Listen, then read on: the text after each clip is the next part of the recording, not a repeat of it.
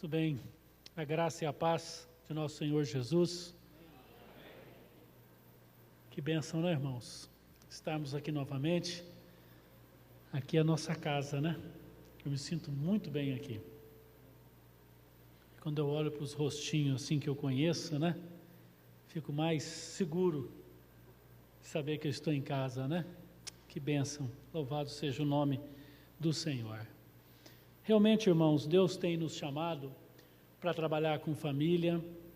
Há já alguns anos que Deus vem tocando no nosso coração. Hoje eu sou pastor de uma igreja presbiteriana na cidade de Arapongas, uma igreja de média para grande. Sou o pastor presidente da igreja e Deus vem falando ao nosso coração sobre ministério de família.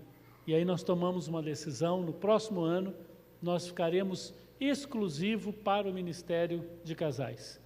Eu e a Vera vai encurtar o trabalho na clínica, ela é psicóloga, e eu vou deixar o ministério pastoral de tempo integral e vou ter um trabalho pastoral de tempo integral para o ministério de casais. Então os irmãos orem por nós e vai ser um tempo que a gente crê que é um chamado de Deus, é um chamado fantástico.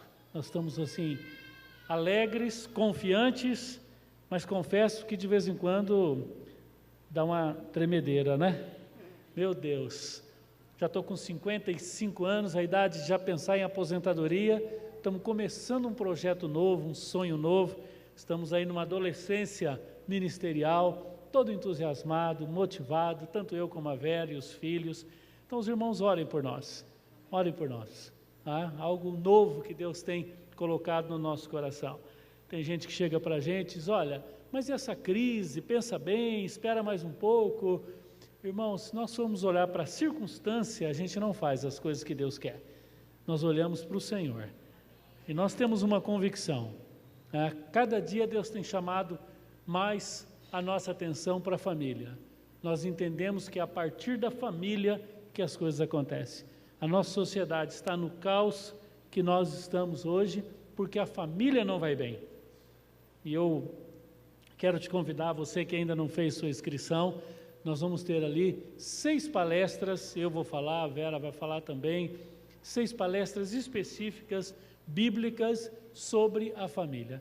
Queria te chamar para pensar a sua família, pensar a nossa família, juntos, à luz das Escrituras. E eu quero começar hoje, já fazendo isso, quero compartilhar com os irmãos um texto que está registrado em Gênesis capítulo 3, eu quero ler a narrativa da queda, e a partir da exposição desse texto, eu quero pensar um pouquinho com os irmãos, que essa questão do diabo atacar a família, isso não é novo, não é nada novo, né?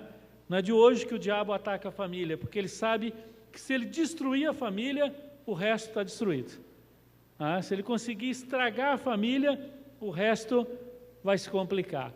E aqui a primeira família da face da terra tem o primeiro ataque do diabo, e aqui nós vamos ver essa narrativa da queda e vamos fazer uma aplicação prática para os nossos dias a partir desse texto das Sagradas Escrituras. Amém? Vamos ler, me acompanhe na leitura, mantenha seu coração aberto, seus olhos atentos, e vamos ver o que Deus tem para nós nessa noite.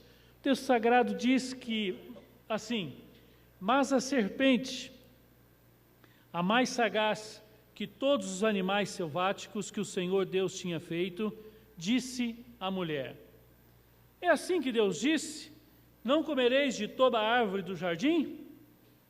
Respondeu-lhe a mulher, do fruto das árvores do jardim podemos comer, mas do fruto da árvore que está no meio do jardim, disse Deus, dele não comereis, nem tocareis nele, para que não morrais.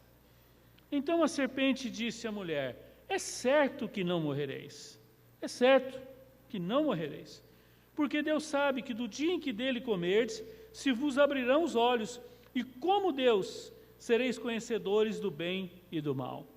Vendo a mulher que a árvore era boa para se comer, e agradável aos olhos, e árvore desejável para dar fruto e entendimento, tomou-lhe do fruto e o comeu, e deu também ao marido, e ele o comeu. E último versículo, então, da nossa leitura: abriram-se, então, os olhos, ambos, e perceberam que estavam nus. Cozeram folhas de figueira e fizeram cintas para si. Vamos orar mais uma vez. Curva a sua cabeça com a sua Bíblia aberta. Senhor Deus, em nome de Jesus, nós clamamos a Ti nessa hora, que o Senhor tenha misericórdia de nós,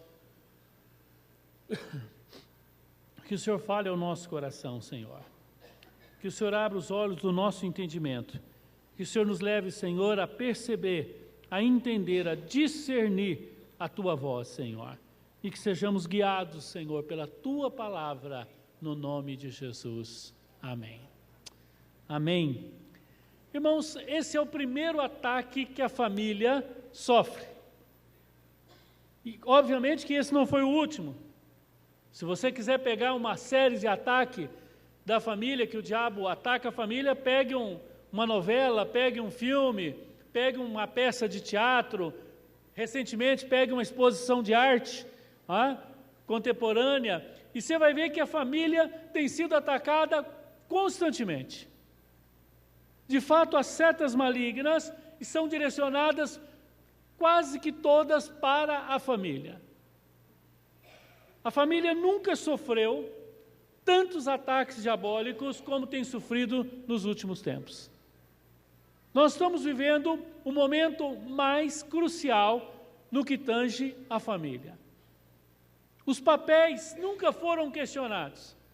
A própria estrutura, o próprio conceito de família, ele está sendo redefinido na nossa época. Existe uma mulher que é uma ex-desembargadora, Maria Berenice. Ela é hoje talvez a pessoa que mais escreve sobre família. Obviamente que alguém usado por Satanás, mais de 300 artigos consagrados, dezenas de livros. E essa mulher, ela está redefinindo o conceito de família. E ela diz que a família tem que ser redefinida a partir de uma palavra só. Ela disse, olha, precisamos romper, a família precisa tirar esse conceito de religião, conceito de Bíblia, conceito de tempo, conceito de sexo, conceito de idade, tudo isso tem que sair. E a família precisa ter um novo conceito, somente afeto. Toda a família precisa estar presa apenas o novo conceito de casamento, o novo conceito de família proposto por ela, deve ser apenas esse, afeto. Tem afeto, tem relacionamento, acabou o afeto, acabou. Por isso que nessa nova proposta, a família não tem mais tempo de duração. Não existe negócio que até que a morte os separe, ou juntos eternamente. Também não há distinção de sexo, nem de número de pessoas. Não precisa ser 2, pode ser 3, pode ser 4. Não tem questão de idade, pode ser um velho com uma criança com uma senhora de idade, não há nenhum problema. E essa nova proposta de família, ela está aí nas músicas, nas artes, nas novelas, na cultura. Isso vem de uma forma sorrateira, invadindo as casas. Agora, esse ataque não é novo.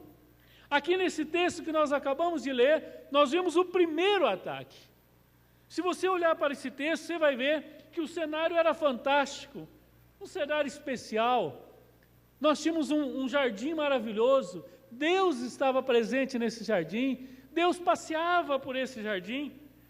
Nós vemos que nesse jardim maravilhoso havia um homem, uma mulher, uma família em harmonia, um casal num romance maravilhoso, perfeito, não havia pecado.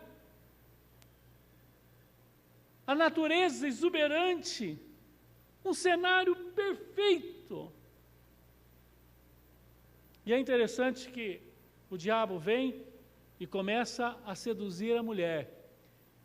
E alguns olham para esse texto e dizem, poxa, mas a mulher é mais fácil de ser tentada, foi por isso que ela começou? Mas outros já podem olhar para esse texto e dizer, não, ela aproveitou uma omissão masculina. E há quem diga que, alguém pergunte para esse texto, Adão, onde você estava na hora da tentação? Tem até um livro, Adão, onde estás? E esse livro pergunta, onde que Adão estava aqui nessa hora que essa mulher estava passando essa provação? E segundo esse autor, nas famílias também são assim. Nos momentos mais difíceis da família, o marido está omisso, está ausente. Eu fico pensando que é uma tendência masculina. Parece que nós homens, nós somos muito parecidos com Jonas, né? O navio está afundando e nós estamos dormindo. O navio de Jonas estava afundando e ele estava dormindo. Há muitos casamentos que estão afundando e o homem está dormindo. O homem não percebe o que está acontecendo, ele não consegue discernir, não consegue ler a sua realidade. Mas a verdade é que a serpente aqui, o diabo, procura a mulher e ele começa então a fazer ali o que nós chamamos de um processo de tentação, de sedução. E eu queria extrair desse texto duas verdades para a nossa meditação em relação à família, que eu creio que vai nos ajudar a entender um pouco o que estava acontecendo lá e o que pode acontecer hoje também. Irmãos, o diabo vai atentar na mente da mulher. Ela vai questionar conceitos, convicções, doutrina, ensino. O diabo não vai amedrontar a mulher. O diabo não tem uma proposta ali de um lugar melhor, mas o diabo chega para aquela mulher e apresenta uma proposta e questiona o caráter de Deus. Lembra que aquela mulher e aquele homem estavam ali submissos a Deus, em comunhão com Deus, em harmonia com Deus. E a primeira tentação, o primeiro questionamento, o diabo vai ali questionar o amor de Deus Pai, a bondade de Deus. Olha a sutileza da tentação. Ela chega para a mulher e diz assim, como é que é? É verdade que nesse lugar aqui não pode comer nada? É assim que Deus disse, não comereis de todas as árvores que tem nesse jardim? Irmãos, o diabo chega ali, olha para aquela mulher, olha para aquele jardim lindo e diz, como é que é esse Deus que faz tudo isso aqui, um lugar lindo desse, tanta coisa boa para comer, mas não pode comer nada? Deus está te privando? Que Deus é esse que te coloca desejo? Que Deus é esse que te coloca os olhos? Que Deus é esse que te dá desejo no coração? Põe muita coisa boa, mas não pode comer nada. Obviamente que o primeiro erro aqui, nesse texto, pode ser entendido, o primeiro erro da mulher foi dar ouvido. Se ela já tinha uma palavra de Deus, não precisava ouvir mais ninguém. E isso já se aplica a nós, irmãos. Nós precisamos ter os nossos ouvidos e os nossos olhos somente para a palavra de Deus. Nós não precisamos buscar nada fora. E essa mulher, então, ouve. E de uma forma talvez inocente, talvez, quem sabe, desapercebida, ela disse, não, você não entendeu. Não é que não pode comer nada aqui. Só não pode comer dessa, das outras pode. Agora, preste atenção que ao questionar que Deus não permitia comer, ao levantar um questionamento sobre o caráter bom de Deus, a serpente está lançando ali uma dúvida sobre o caráter bondoso de Deus. Que Deus é esse? Deus não te ama, porque se Deus te amasse, Deus deixaria você fazer o que você quer. Vocês percebem a sutileza?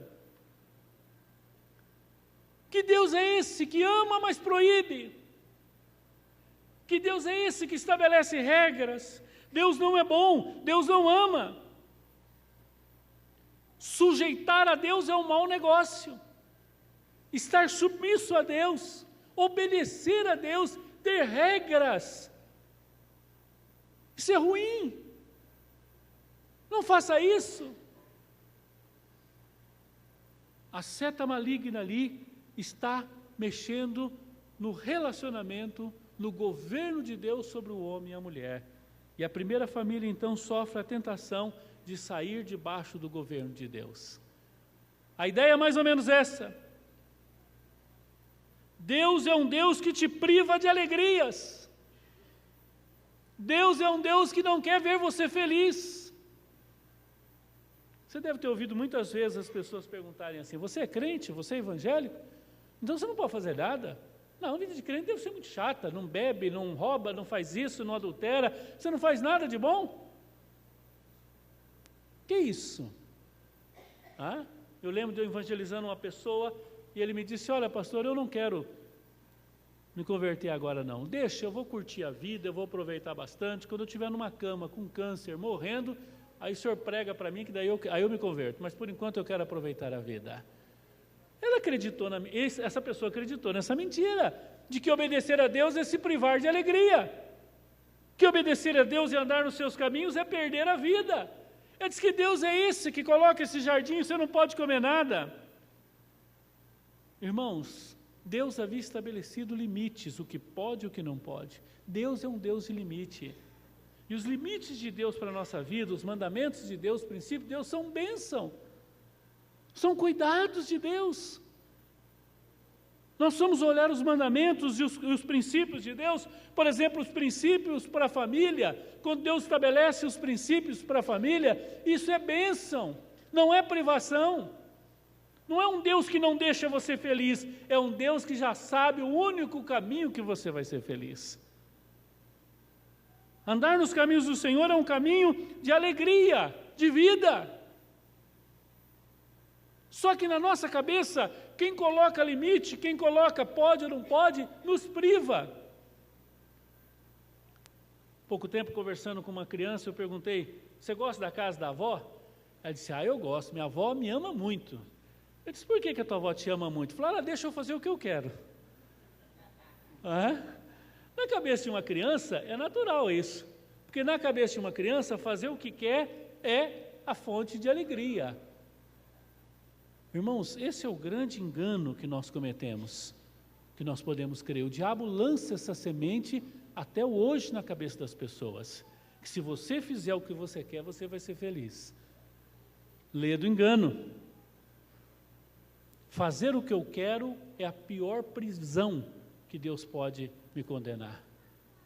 A pior prisão de um ser humano é a sua própria vontade, porque nós temos uma vontade caída, nós temos um coração pecaminoso.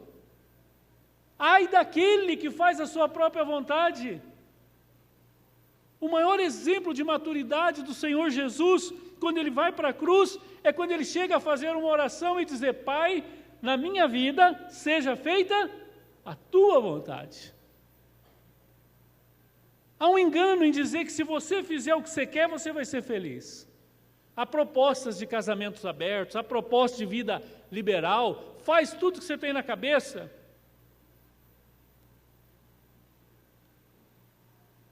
Irmãos, um ser humano, ou ele é escravo do diabo, ou ele é escravo do mundo, ou ele é escravo da sua própria vontade, ou a melhor alternativa, nós somos escravos de Cristo, somos servos de Cristo.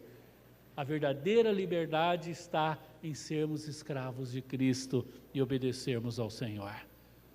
Quando o diabo chega e diz assim, olha, você tem que romper com Deus.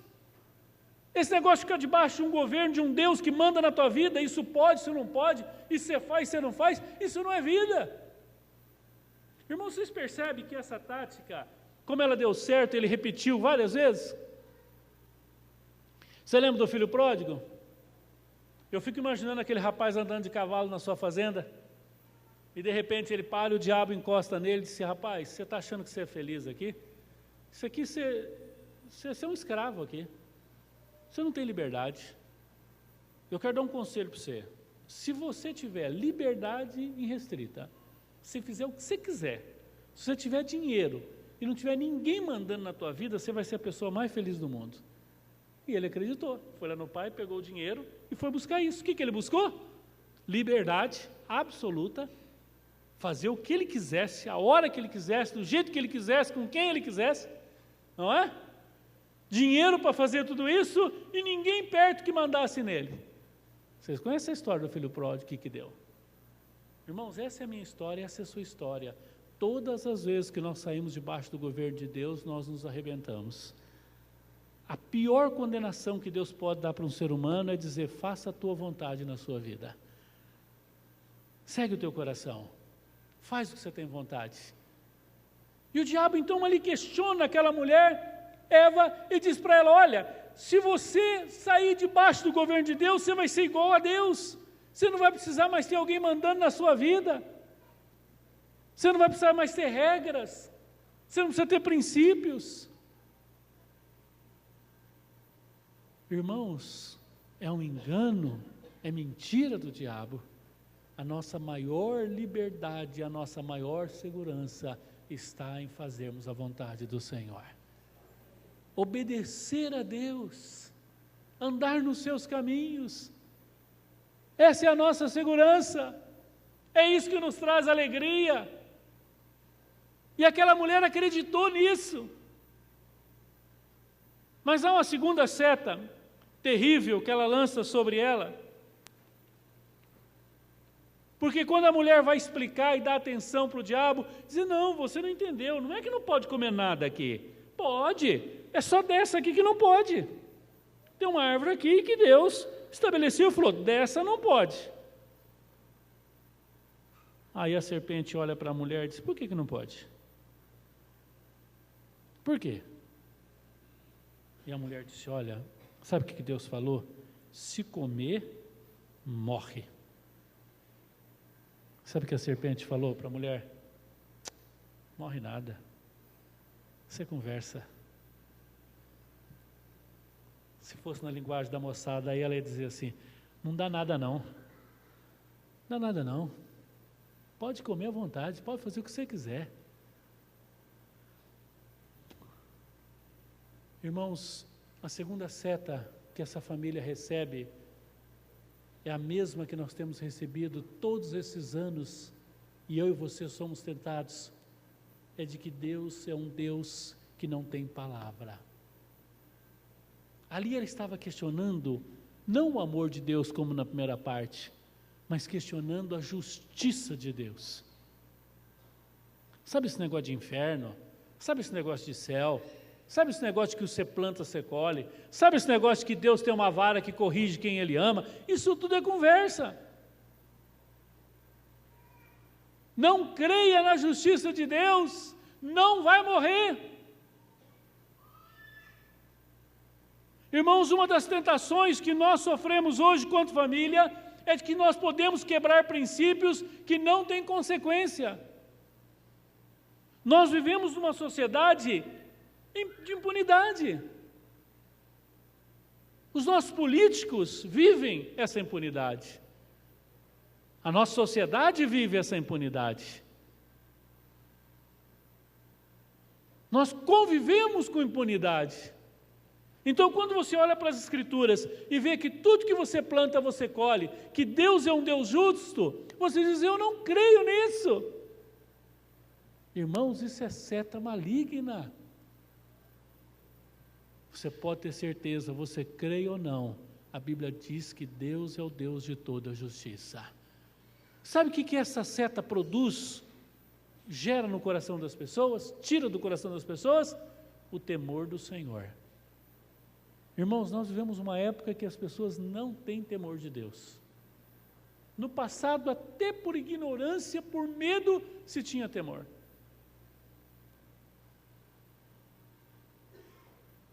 Sabe por que nós pecamos? Sabe por que hoje a sociedade peca da maneira como peca? Porque ela tem certeza que não vai acontecer nada. Se ela tivesse uma clareza do céu e do inferno, da justiça de Deus.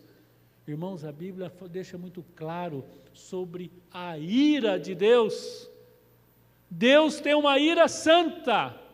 O cálice da ira de Deus transborda. A serpente lança no coração daquela mulher uma seta dizendo: Deus não faz justiça, Deus é mole, Deus não vai cumprir a sua palavra, Deus não vai executar a sua justiça. Irmãos, quantas pessoas estão quebrando princípios dentro de casa, homens infiéis, mulheres infiéis. Hoje, nós temos uma sociedade mergulhada na pornografia. O acesso que a internet faz hoje, a facilidade da internet hoje, a quebra de princípios na área moral, na área financeira, qualquer área, Por quê? Porque no fundo as pessoas acreditam nessa mentira da serpente. Não morre nada, não acontece nada. Por isso que as pessoas brincam tanto com o pecado. Por isso que as pessoas se separam com tanta facilidade. Por isso que as pessoas traem com tanta facilidade. Por isso que hoje as pessoas abandonam os filhos com tanta facilidade. Há um endeusamento da nossa vontade, do nosso desejo. E as pessoas quebram os princípios com muita facilidade, porque no fundo acreditam nessa mentira do diabo. Não tem consequência. Irmãos, quando nós olhamos para a Escritura, quando nós olhamos para a mão de Deus na história, isso deve produzir um temor muito grande no nosso coração. E aquilo que Deus falou, Ele vai cumprir. Deus é o Deus de toda justiça. Essa mentira tira o temor de Deus. Há muitas famílias hoje que perderam o temor de Deus. Há muitos homens hoje que perderam o temor de Deus. Há muitas mulheres hoje que perderam o temor de Deus. Vive como se nada fosse acontecer. Quebra princípios do Senhor com a maior facilidade. Irmãos, eu tenho uma convicção no meu coração. A sociedade está como está, porque ela foi quebrando princípios de Deus e abandonando os caminhos do Senhor. Só tem um caminho de volta, o caminho do arrependimento, o caminho da confissão e da volta para as Escrituras, para os princípios do Senhor. Irmãos, essas setas malignas são lançadas a todo tempo na cabeça das pessoas. O diabo trabalha com a mentira. O instrumento de trabalho do diabo é a mentira. O que João 8,44 diz? Que ele é o pai da mentira. Todas as tentações, todos os seus ataques estão montados em cima da mentira. Só existe uma maneira de vencermos a mentira: pela verdade. Por isso que nós precisamos, como famílias cristãs, voltar para as Escrituras, crer nas Escrituras, jogar a nossa vida nas Escrituras, tomar decisões baseado nas Escrituras, dirigir a nossa casa baseado na palavra do Senhor. Na verdade, o diabo estava propondo uma anarquia, né? Não precisa ter regra, porque não tem impunidade, não tem punição. Então, faz o que você quer que não vai acontecer nada. E essa mensagem, faz o que você quer que não vai acontecer nada, é até hoje. Por que as pessoas roubam banco? Por que políticos são corruptos? Por que as pessoas adulteram? Por que as pessoas quebram princípios de Deus hoje? Por que as pessoas vivem no pecado? Porque acreditam nessas duas mentiras. De que não precisa ter regra e de que não vai acontecer nada. E aí quando começa a colher, aí às vezes é um pouco tarde. Mas sabe por que o diabo fala isso, irmãos? As pessoas não entendem isso. Eu estava conversando com um jovem um tempo atrás, e ele estava desanimado, dizendo: pastor, por que eu não posso se os outros podem? Por que eu não posso fazer isso, não posso fazer aquilo, e meus amigos da escola podem, só porque eu sou crente e eles não? É luta, né, irmão? Todo adolescente passou por isso. Ser cristão, você lembra da tua luta na faculdade, no final do ensino médio, as tentações? E eu contei uma ilustração para ele que ajuda a gente a entender um pouco. Eu vou contar para encerrar esse sermão. Eu acho que vai te ajudar você a entender por que o diabo propõe aqui aquilo que ele propôs para Eva, ele propõe até hoje, de que não tem regra e de que não tem consequência. Diz que um certo navio, um transatlântico muito bonito, grande, riquíssimo, chique, daqueles caríssimos, que tem dentro, tem cinemas, tem academias, grandes restaurantes, teatro, muito caro. Estava em alto mar, fazendo uma viagem. De repente o comandante pega o microfone e diz assim, para todo mundo: pessoal, é o seguinte, a partir de agora, pode quebrar o que você quiser, pode matar pessoas, pode fazer o que você quiser aqui, que não vai ter nenhuma consequência. Ninguém precisa pagar nada. Você pode beber todas as bebidas que você quiser, você pode comer todas as comidas que você quiser, pode quebrar móveis, não tem mais problema nenhum. Faça o que você tiver vontade aqui agora. Quando ele desliga aquele alto-falante, um imediato chega desesperado para ele e diz: comandante, o senhor está louco? O senhor tem ideia da quantidade de vinhos caros que nós temos aqui, de uísques? O senhor tem ideia do valor dos móveis, dessa madeira, desses móveis? O senhor tem ideia da tecnologia que tem aqui? E o comandante vira para esse imediato e diz assim: fica tranquilo, o navio está afundando, vai afundar mesmo. Sabe por que o diabo diz para as pessoas que pode fazer o que quiser, que não tem consequência? Porque a hora dele está chegando, esse mundo está afundando. Agora, que um ímpio creia nisso, irmãos, é natural. Mas que um cristão embarque nessa onda de seguir seu próprio coração, de pecar, de ter uma vida sem compromisso com a palavra, nós precisamos olhar para esse navio que é o mundo, olhar para a nossa família, que estamos dentro desse navio, desse mundo, e nós temos uma certeza que a salvação já chegou na nossa casa. Um novo rei surgiu, o governo está sobre os seus ombros, mas é um rei de princípios, é um rei que tem regras, é um rei que tem palavra, é um rei que é justo, e tudo aquilo que nós plantamos, nós colhemos. É com graça, é com misericórdia, mas nós colhemos, e é por amor que Ele faz isso. Que eu e você possamos olhar para essa história com muito temor no nosso coração, e que eu e você possamos conhecer os princípios da palavra do Senhor para a minha família e para a sua família, e praticar os princípios do Senhor. Durante esses 3 dias nós estaremos na chácara, estudando vários temas nessa perspectiva. Nós vamos ver princípios da palavra do Senhor para a família. Como os princípios de Deus são infalíveis, se você praticar os princípios do Senhor, a sua casa será restaurada. Que Deus nos abençoe, que Deus tenha misericórdia de nós e livre-nos destas tentações. Curve a sua cabeça e vamos orar.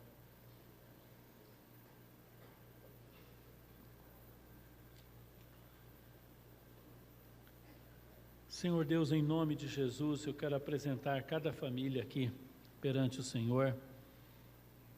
Tu sabes, Senhor, a situação que cada família está, as crises, Senhor, que cada família tem passado.